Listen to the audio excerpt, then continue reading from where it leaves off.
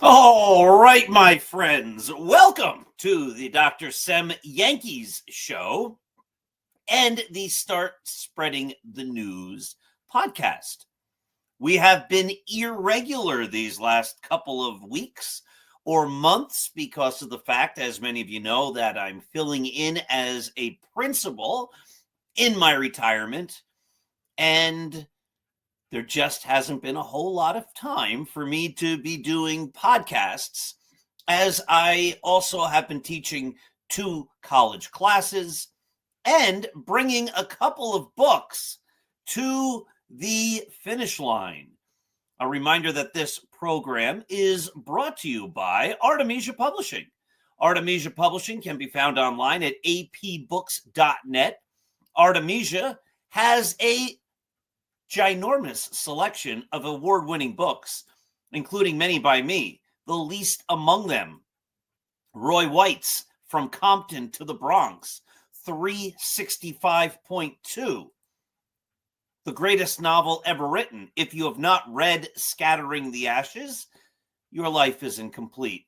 And of course, as everyone knows, one of those books that I was bringing to completion, The Greatest New York Yankees by Uniform Number, which is coming out in February. We are putting the last and final finishing touches on that book. It's already receiving some great feedback from the people who have read it, including Yankee executive Ray Negron, who has already shared some very positive words with me for the book.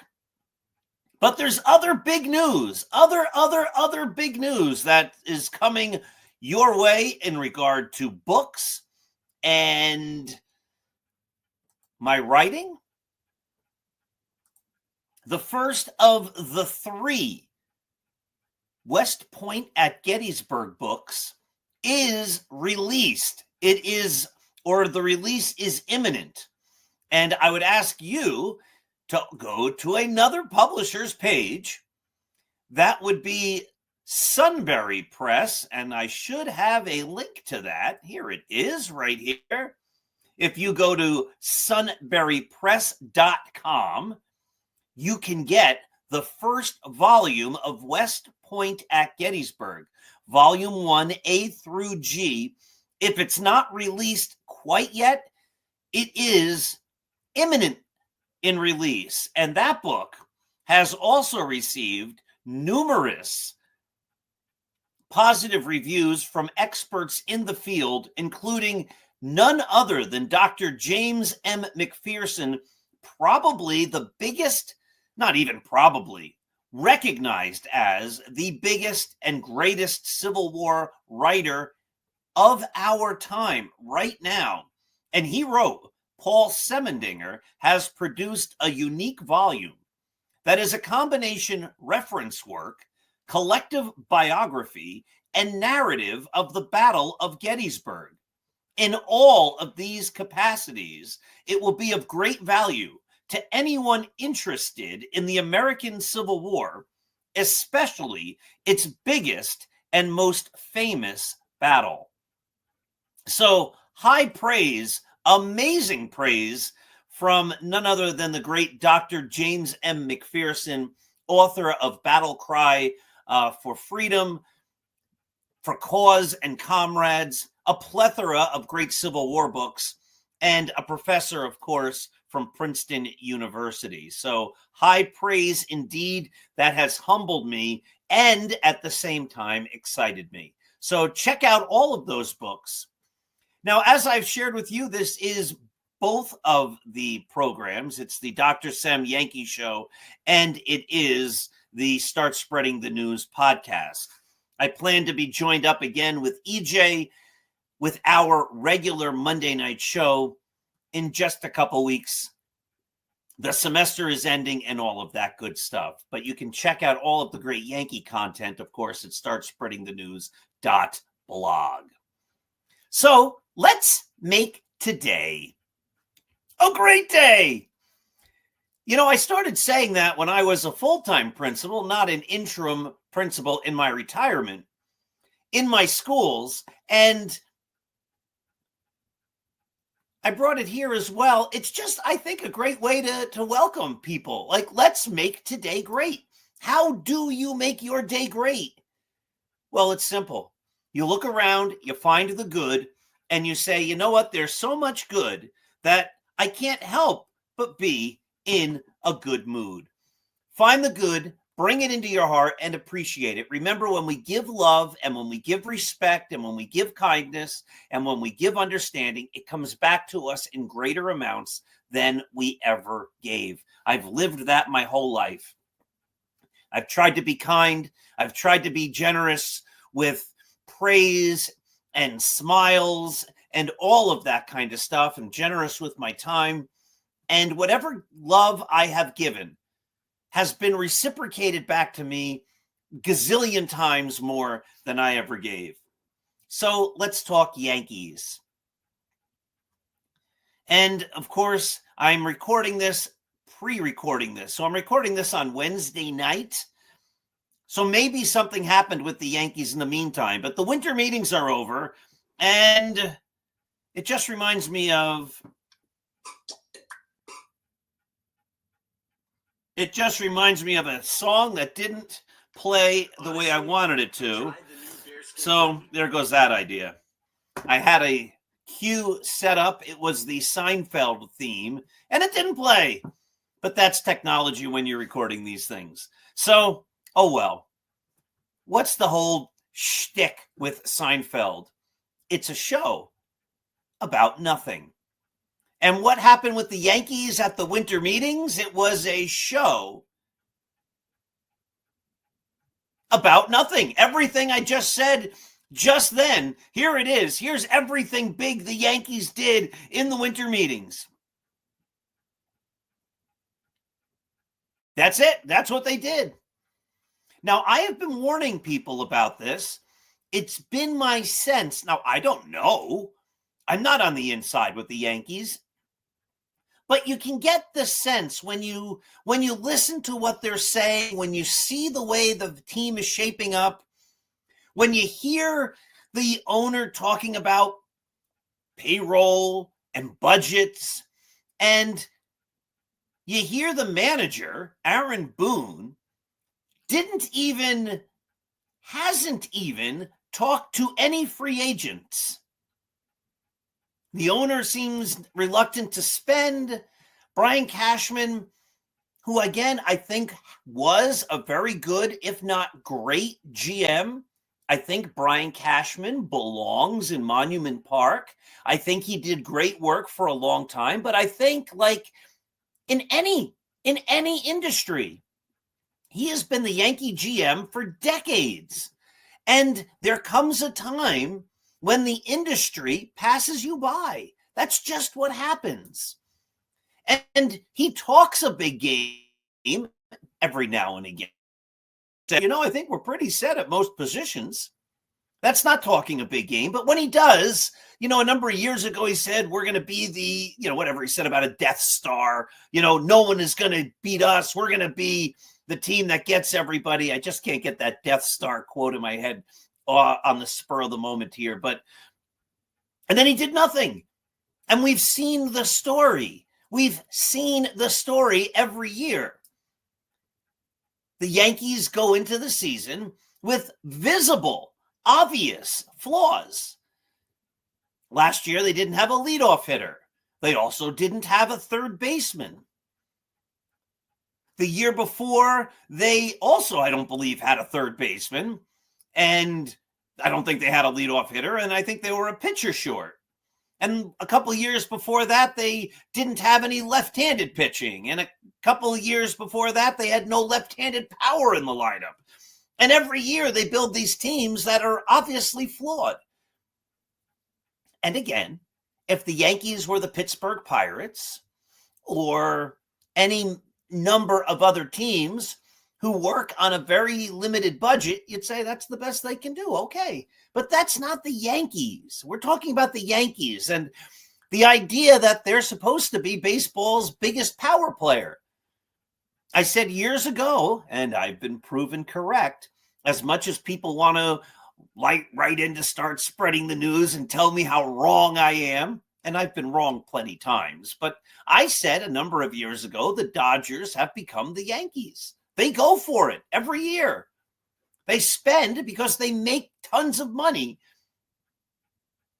And the Dodgers did that at the winter meetings. They just got Edwin Diaz. They just got a new closer from the Mets.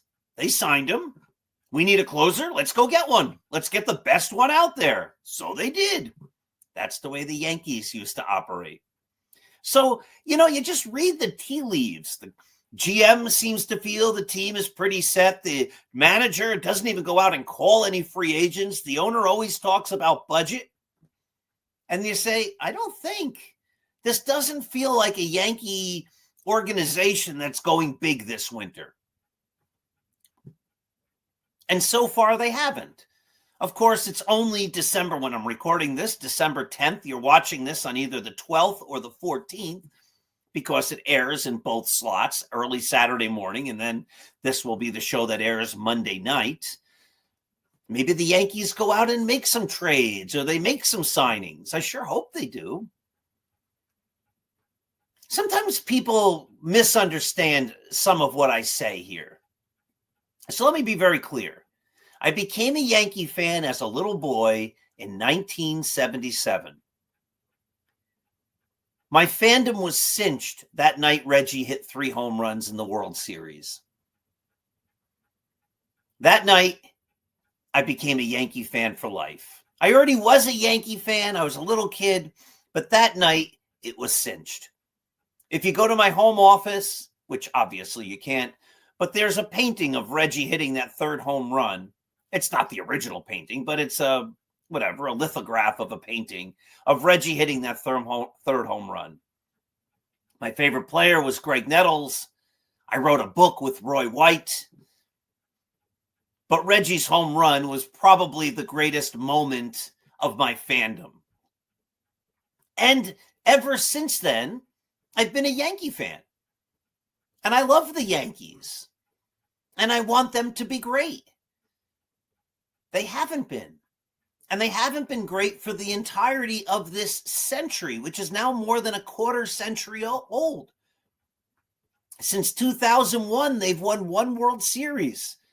They're just an ordinary team. And the thing I believe that bothers fans like me that were fans through all of it and through those long years in the 80s and into the mid-90s when they weren't winning championships. And then through the glory days at the beginnings of our fanhood and then, in the Jeter era when they won so many times, was the Yankees used to play to win in every way. They'd get the best.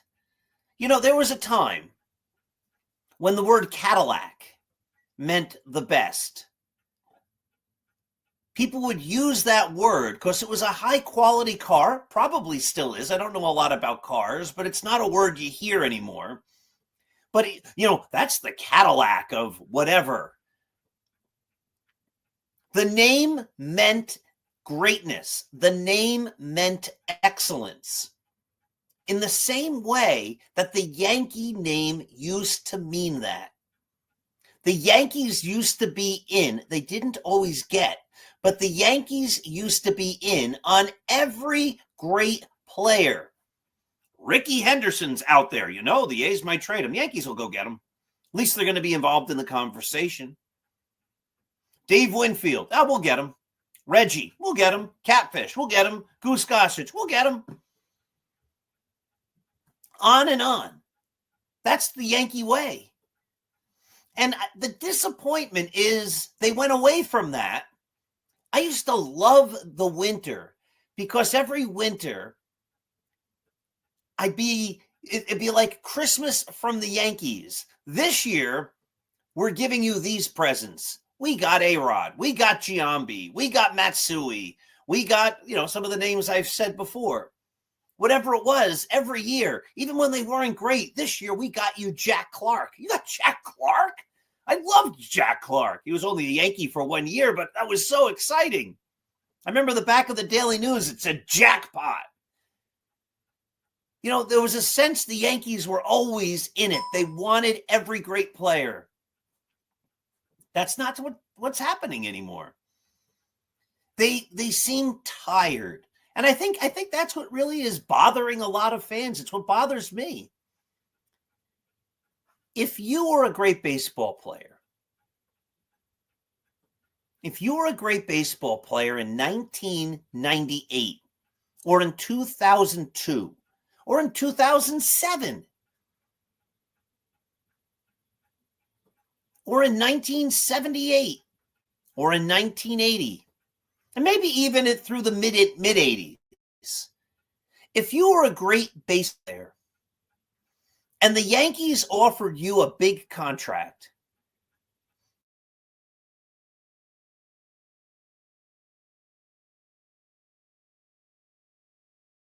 with the Yankees. Most often, because that was the place to be. Now, if you're a great baseball player and the Yankees offer you a big contract, are you going to go there? If the Dodgers are also offering a big contract, or if the Red Sox are also offering a big contract, or the Phillies or the Mets, what is it about the Yankees that would make you say, I want to be a Yankee?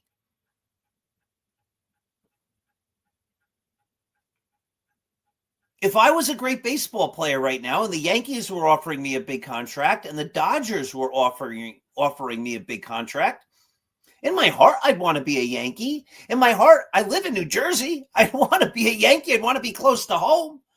But I'd go play for the Dodgers because I would want to play for a team that wants to win, whose sole purpose is to win.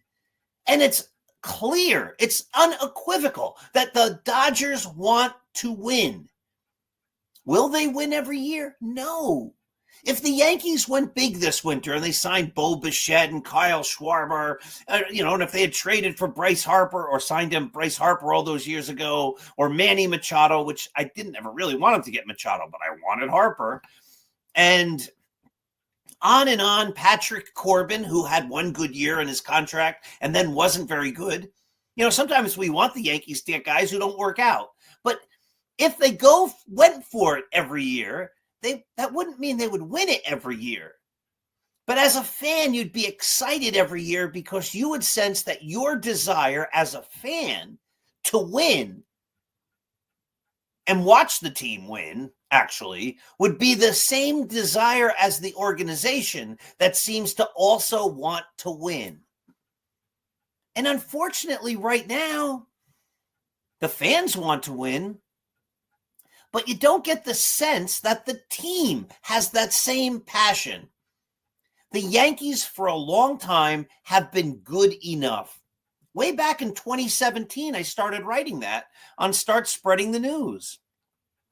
There's a great book called Good to Great, which talks about how organizations go from good to great. And in the very beginning of the book, it says we don't have great corporations or great schools or great whatevers because we have good schools. Good is the enemy of great. You can't be great if you're happy being good. And the Yankees are very happy being good. In no other era would you ever hear Yankee management talk about how we've had a 500 record or better for so long, because that wasn't the mark. Nobody cares. There's no pennants hanging over a stadium that says 23 years or 37 years of 500 or better, because nobody cares. Fans of teams like the Yankees, fans of teams like the Dallas Cowboys, who also don't win anymore, and I've never been a Cowboy fan, or fans of teams like the Boston Celtics or the Los Angeles Lakers, teams that have a long, rich history of championships, want championships. You become fans of those teams because they win. and they have the desire to win. That's the Dodgers. That's no longer the Yankees. Could you imagine a period any other time when there was a free agent out there and the Yankee manager actually admitted, yeah, no, I haven't talked to any of them. Nah, they know who we are. They know where we are. I don't need to call them. Reggie got bigger offers than the Yankees way back in 1977 or late 1976 when he was signing. Reggie got better offers from other teams. But he said George Steinbrenner out-hustled everyone. And that's what made me want to be a Yankee. Because that's what wins the day. I remember being a college kid. Yeah, it was a summer in college, and I always needed a summer job. And I went to an auto place because they were advertising a need for a driver. Now, I know nothing about cars, but I know how to drive. And I liked jobs where I could just load up a van and drive places. And I said, that would be a great job for me. So I applied. I went in. I met with the people. I interviewed. And they said, we have a couple other candidates. I don't know if we want to just hire somebody for the summer. We'd rather somebody for a longer period. We'll let you know. And I said, when will you let me know? And they said, probably by Friday. On Friday, I called them. And I said, did you make a decision? They said, no, we haven't. We'll probably make a decision by Monday. Well, every day that I wasn't working was a day I wasn't earning money, and I needed to work and make money over the summers while I was in college. So what did I do? On Monday, I called them again. And I said, hi, yeah, it's Paul again. Want to be your driver. Did you make a decision? And the manager said, you keep calling about this. You got the job. I love your spirit. I love your enthusiasm. That's what wins the day. If you were a great free agent and the manager couldn't be bothered calling you, and another team is like, yeah, we really want you, where are you going to play? The way we become successful is to go for it, to give it our best. And again, you can have all the players in the world. The Yankees could sign Kyle Schwarber. They could have had Justin Verlander. They could have Cy Young, Babe Ruth, Ty Cobb, Willie Mays, Hank Aaron. You name them. They could have everybody. Sandy Koufax.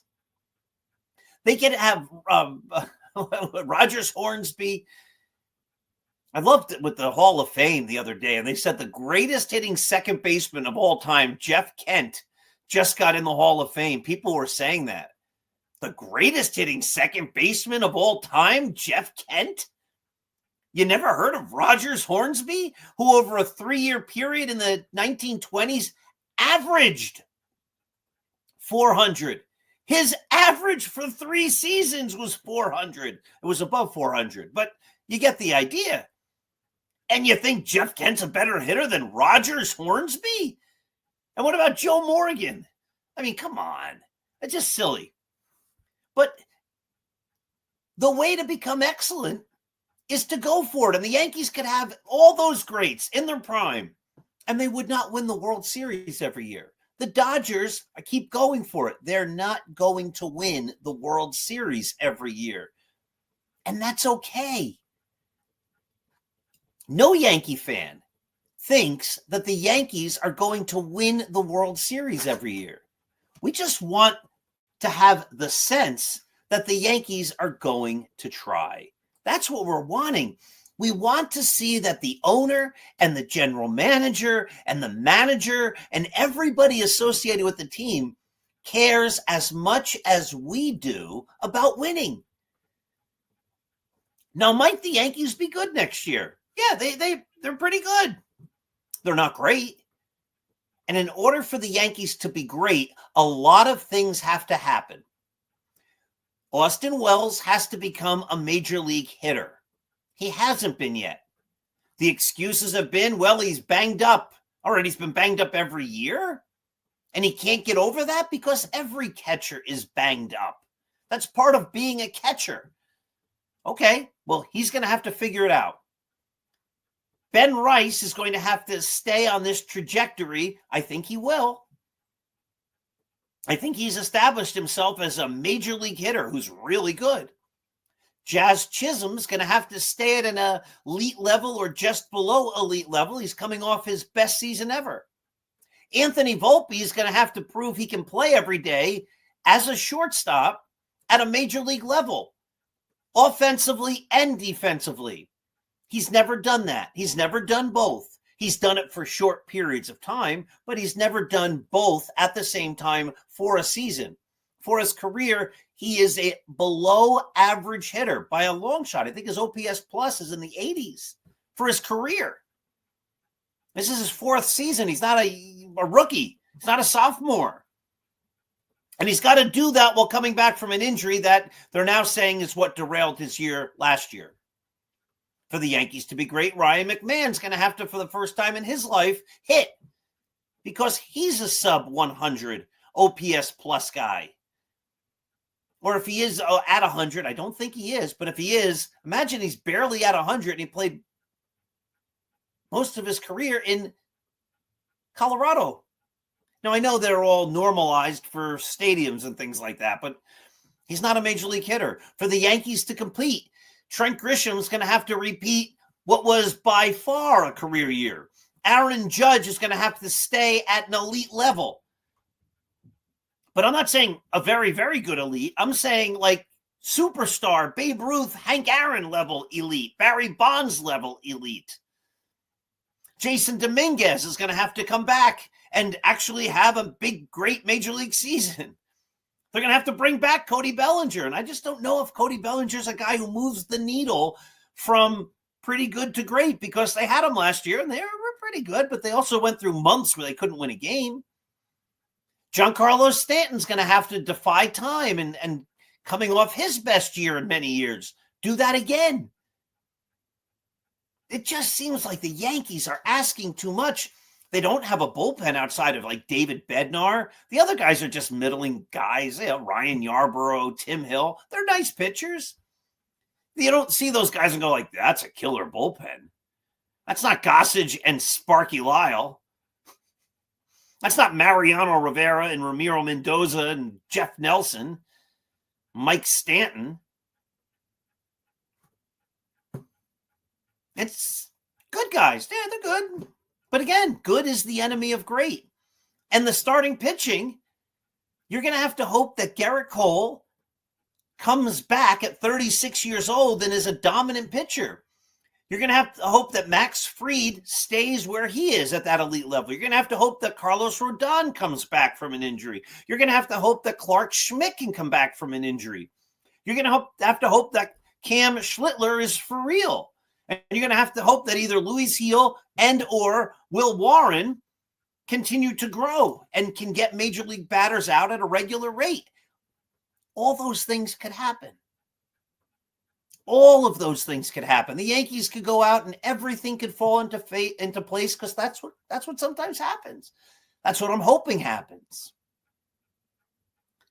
What I'm not hoping for is for the Yankees to do what they've done all these last many years and end up with 90 wins, 92 wins, 89 wins, 94 wins. They go through periods, months or weeks on end where they can't win. Then they get hot at the end and win a whole bunch of games, and they sneak into the playoffs. They play some really bad teams who also snuck into the playoffs and win a round or two. And because if that happens, we're going to see the same thing again in 2027. Hopefully there's no lockout. Speaking of a lockout, if baseball locks out the players, when you have a multi-billion-dollar industry, I think you just have to step back and go, this is a multi-billion-dollar industry. We're making tons and tons of money. It would be pretty stupid to stop because we want even more, because we're even greedier. You're making tons of money, baseball, at every level. Don't stop the game because fans aren't going to come back. And I know owners say, oh, they always come back. It took them a while last time. And That was in the 90s. That was 94. There's a lot more to distract people now. I think they're doing themselves a huge disservice already by putting so many games on streaming and weird things. And this one's on Amazon, that one's on Apple, this one's on this thing, Peacock or whatever. You can't even find the games. And if you're a fan and you're not buying all these different apps and whatever streaming services, you miss games. Opening day next year isn't going to be available to every fan. I think it's, I don't remember which one. I think it's an Amazon Prime exclusive, but it might be Apple Plus. I don't know. I don't get any of them. My feeling is if the Yankees take the game away from me, I'm not going to search all over and try to find it. I'm not paying for it. I already gave the Yankees over the course of my lifetime gazillions of dollars. I'm not paying more just to watch a random game. Unless the Yankees promise me they're going to win, which obviously they can't, or unless they put out a team that says this is can't miss baseball. You know, if they had Bryce Harper and Giancarlo Stanton and Aaron Judge and they had built that team up, that would have been can't miss baseball. I might have paid, they didn't have it back then, but I might have paid for every streaming service to see that kind of team. But I'm not going to pay to watch Ryan McMahon and hope that Anthony Volpe can hit Major League pitching and hope that Jason Dominguez is really good. We were promised he would be. I'm not going to pay that kind of money to watch rookie Spencer Jones, who strikes out 30 or 40% of the time in the minor leagues, trying to hit Major League pitching. People are saying, well, he'll hit better when he gets in the major leagues. Does that make any sense? I mean, maybe. Not to me, it doesn't. Seems to me if you go up to the highest league and you're already striking out a ton in the lower leagues, you're not going to strike out less. I don't see how you can tolerate a guy striking out a third of the time already. He's going to strike out more. So, like, maybe Spencer Jones proves me wrong. And again, I hope all of these things happen. But I hope the Yankees don't have like a 93-win season, sneak into the playoffs, and then they put this on recycle again, and we have another off season. Low enthusiasm, low energy. Maybe we'll be in on that guy. I don't know. You gonna call him? Nah. He knows where we are. We're the Yankees. Because if this continues, it's gonna just continue forever. It's never going to end. We're pretty good. We almost made the playoffs. We made the World Series. We got crushed in the World Series a couple years ago. You know, anything can happen in the postseason. The postseason's a crapshoot. That's just not fun. I mean, I'm going to watch as much as I can. I want them to win. But my real hope is if they're not going to win, let's hope they don't win spectacularly. As a Yankee fan, let's hope they win 79 games. They can stop that, well, we've been over 500 for 37 decades in a row. Who cares? I want to see championships. Let's have them have a sub-500 season. Let's see the bottom fall out so that they can't say, you know, well, we were in it. For as bad as we played for so long, we were still in it. We made the playoffs. We were a better than 500 team, because then they're just going to go out with the same tired formula that will get them to be a better than 500 team that'll sneak into the playoffs most years as they waste the prime of Aaron Judge, as they already wasted the prime of Garrett Cole. And we'll just have the same thing year after year. What needs to happen is if they're not going to be great, to be bad. Who wants that? Nobody. But maybe that's like my only hope, that if they're that bad, they go, you know what? Maybe Aaron Boone's not a great manager. Huh. How about that? Who would have thunk it? Maybe the game has passed Brian Cashman by. And maybe Hal Steinbrenner has to pay bigger bucks. It's not saying he doesn't spend a lot of money. He spends it poorly. He's let his GM make a lot of bad choices. But you have to spend bigger. And maybe he goes, you know what? I got to make this team a champion again. I've got to go all in, which is something they haven't done. So Sad I couldn't get the Seinfeld thing to go. But that's what happens with cell phones. They're on and then they go to sleep mode, and then you try to get them on, and then you're trying to do a podcast and play with the phone at the same time. That's a lot of technology for an old man. All right, my friends. Let's hope that by the time you're watching this, the Yankees made a couple out-of-the-box moves, and Ninja Cashman came back again, and there's all sorts of excitement. I hope so. Or let's hope that even if nothing happens, that some big signings and trades happen, and the Yankees make some great moves, and you say, oh my goodness, it is exciting again in the Bronx. I would love to be excited again. Is it possible? It's possible. Is it likely? I don't think so. Anyway, my dear friends, let me remind you, this show is brought to you by Artemisia Publishing, a great, great, great publisher. My book, West Point at Gettysburg, is available from Sunbury Press. From Artemisia, of course, is my book coming out in February, The Greatest Yankees by Uniform Number. You don't want to miss either of those books. All great stuff. I encourage you to go to Start Spreading the News. We put out articles every single day. There's nobody who does it better, and we never charge anybody to read our site. Nothing is behind a paywall. You get it all for free. Thank you for listening. Thank you for watching. I hope you have the same passion for the Yankees that I do. All of the criticism comes from love, because I love this team and I want to watch them win. I want to watch them win always, not just one year. Build the teams like they used to, and they can always be the best contender. They won't always win it, but they'll always be the team that everybody thinks could win it all. And they'll always be the team that people want to play for, because you know that their one mission, their only mission, is to win, like the Dodgers of today. Have a great day. Thank you for watching, and I will see you here again real soon. If I don't see you before Christmas and Hanukkah, have yourselves happy, happy, happy holidays. And if I don't see you before the new year, Happy New Year. Be smart. Make smart decisions. Have a great day. Be safe. Let's go, Yankees.